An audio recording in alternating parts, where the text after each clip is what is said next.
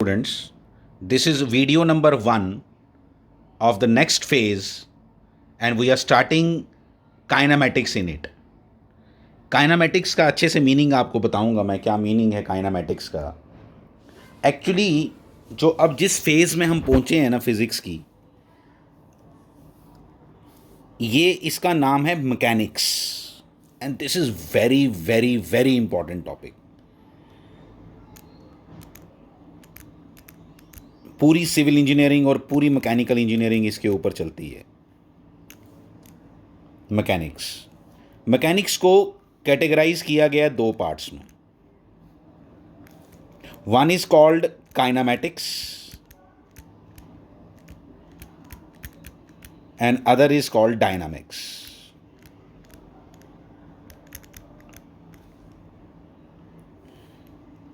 ये सिर्फ इफेक्ट पे बात करता है, ये कॉज प्लस इफेक्ट दोनों पे बात करता है। यहां पे हम सिर्फ कैलकुलेट करेंगे, ये बॉडी है, इस बॉडी का वेलोसिटी पहले u थी, अब इसकी वेलोसिटी v हो गई,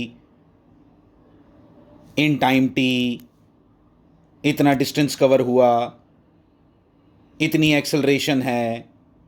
ये सब हम किसके अंदर डिस्कस करेंगे? काइनेमेटिक्स में। लेकिन ये बात नहीं करेंगे कि इसकी वेलोसिटी u थी तो v हुई कैसे, व्हाट वाज द कॉज।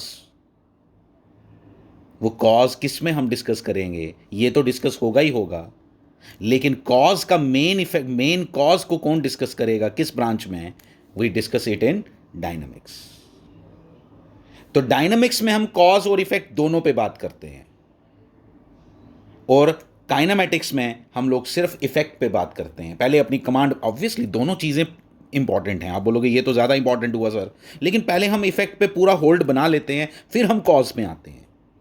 लोगों ने जो चीज़ें बनाई हैं ना, जिन लोगों ने इन फिज़िक्स की डिज़ाइनिंग की है कि पहले ये पढ़ो, फिर ये पढ़ो, फिर ये पढ़ो। पहले हमने मैथमेटिकल टूल्स पढ़ा, फिर हमने यूनिट्स एंड डायमेंशंस पढ़ा, फिर हमने एरर्स के बारे में पढ़ा, फिर हमने वेक्टर्स के बारे में पढ़ा, अब हम यहाँ आ गए हैं काइनेमेटिक्स में। दिस इज़ अ रीज़न कि ये सीक्वेंस क्यों इस तरह से वेल डिज़ाइंड है।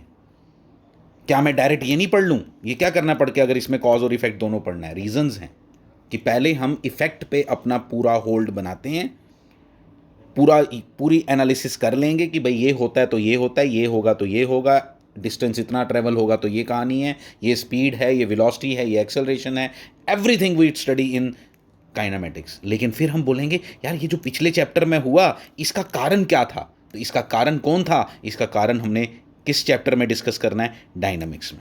और इसके अंदर बहुत टॉपिक्स हमने मैकेनिक्स के अंदर पढ़ने हैं। Mechanics is not a chapter, it is group of chapters. Many chapters are involve in it.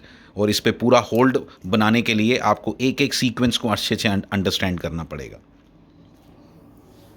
तो हम स्टार्ट करते हैं काइनेमेटिक्स।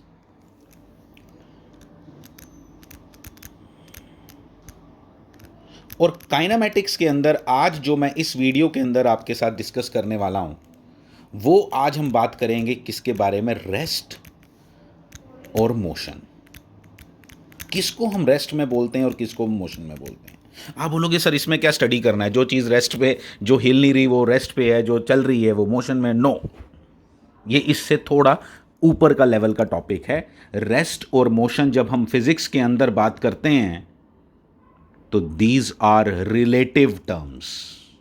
सबसे पहली बात यह समझ जाना कि these are relative terms. Simple example आपको बताता हूं। हो सकता है आप इस समय अगर ये जब वीडियो सुन रहे हैं तो अपनी चेयर पे बैठे होगे, तो चेयर पे बैठे तो कोई आपको पूछेगा कि तू भाई रेस्ट पे है या मोशन में हो, तो आप बोलना विद रिस्पेक्ट टू पहले बताओ। जब तक कोई विद रिस्पेक्ट टू नहीं पूछेगा तब तक नहीं मैं बता सकता कि मैं रेस्ट में हूं या मोशन में हूं। Right now I am also sitting on a chair, तो क्या मैं रेस्ट में हूं या मोशन में हूं? With respect to earth, with respect to my own ground, with respect to my chair, I am at rest.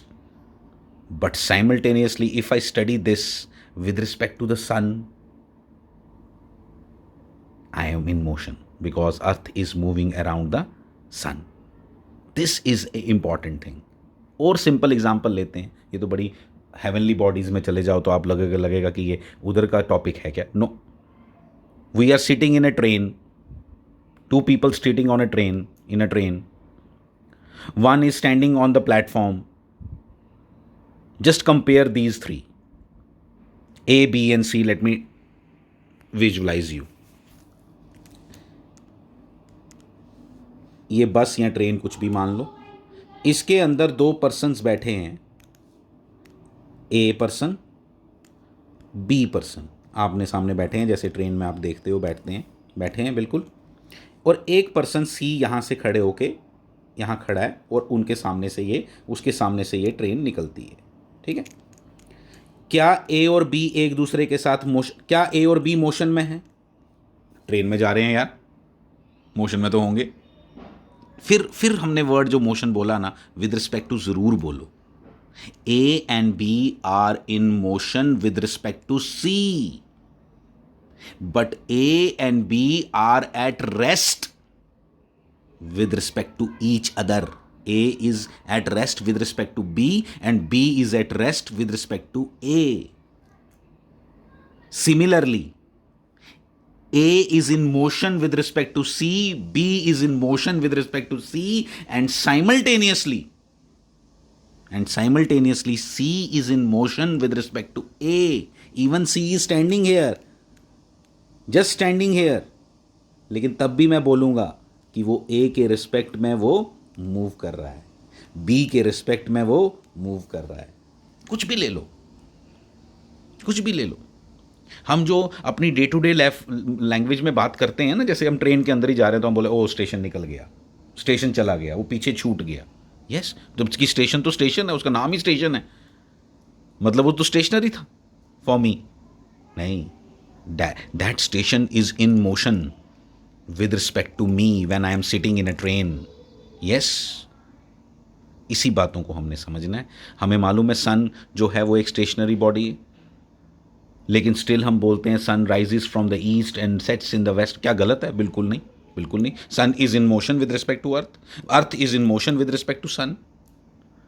तो ये सारी बातें बड़े अच्छे से समझनी है। This is very very simple. ये 9th क्लास का था सारा, ये सारा 9th क्लास में जो है वो हम स्टार्टिंग के 2-4 वीडियोस के अंदर तो हम सिर्फ 9th क्लास के अंदर जो हमने पढ़ा है वो उसी को स्टडी करने वाले हैं। This is very very simple. क्या हमने सीखा? क्या आज के बाद हमने सीखा कि rest and motion are relative terms.